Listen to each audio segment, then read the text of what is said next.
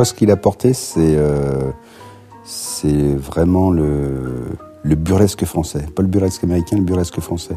On va dire que Keaton était plus dadaïste, lui plus surréaliste. Mais moi j'ai commencé par mon oncle parce que c'est le premier film que j'ai vu de Tati.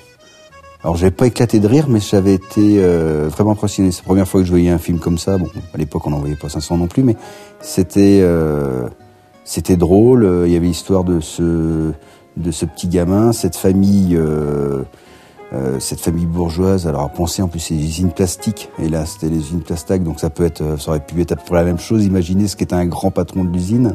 Et puis ce personnage avec l'histoire simple, c'est un petit garçon qui se promène un peu dans l'histoire et qui adore son oncle, qui l'emmène partout. Et après, son père, lui, est directeur d'usine, mais s'occupe pas tellement de temps de s'occuper de lui.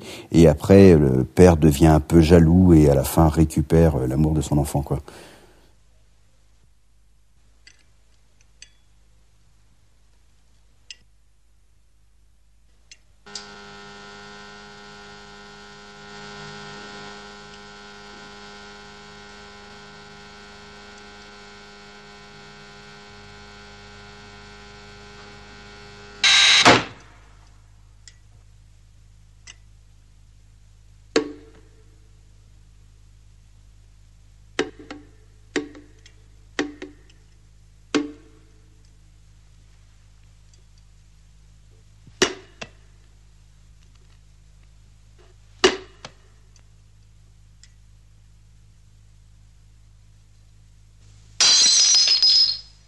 Alors ce qui marche dans le film, c'est pas le comédie de situation, c'est justement le visuel. C'est vraiment tout est large. Même la maison de la famille devient un personnage. C'est un ensemble.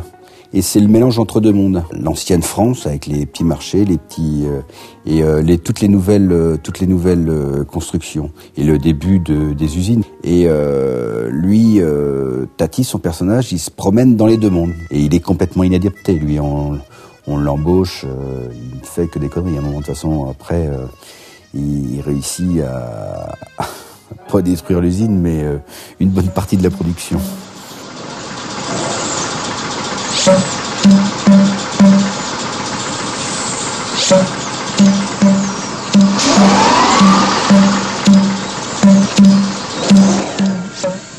C'était le premier à avoir un ingénieur image, un ingénieur son, et un ingénieur son séparés, bien séparés, quoi. Même si ses plans étaient en tête et tout ça, il était tellement précis que il y avait une esthétique du cinéma. Il y avait tout un travail sur le son, bon, il mettait 6 mois pour faire ses films, mais Keaton lui avait demandé de faire ses bandes son parce qu'il aimait beaucoup les bandes son de Tati. J'adore, c'est très gestuel. Il a pratiquement pas de texte, même dans Mon oncle il y a très peu de texte. Les textes sont fondus dans des bruits. Il y a des bruits de machines, des bruits d'espèces de poissons qu'il y a au départ où il y a 50 bruits qui viennent. Il y a des bruits de maison, des bruits de machines. Nouvelles installations éliminent radicalement les émanations se propageant d'oiseaux et d'hydrogène dans les réservoirs spécialement aménagés à cet effet. Grâce à un dispositif produit de phosphatation, la pression se trouve réduite à 250 kg au centimètre carré. Comment ? Afin que vous compreniez bien. Ah oui, j'avais compris. Je vous montrerai à l'intérieur de l'usine le tableau auquel aboutissent ces conduites. Celui qu'on peut le voir plus facilement au départ, c'est peut-être justement Mon oncle, parce qu'il est en couleur. Et il y a un côté assez moderne avec les immeubles. C'est-à-dire qu'il y a un côté, on voit vraiment c'est vraiment les immeubles des années 50, c'est vraiment tous les objets des années 50. Alors ils sont assez drôles parce qu'ils s'en moquent, mais tout ce côté-là. Et puis, je trouve que c'est le plus simple. Après, faut tous les voir, quoi. Il y a l'école des fighters, tout ça. Puis ça se trouve partout. J'imagine que dans toutes les bonnes médiathèques, même à Châteaubriand, il y a ça, normalement.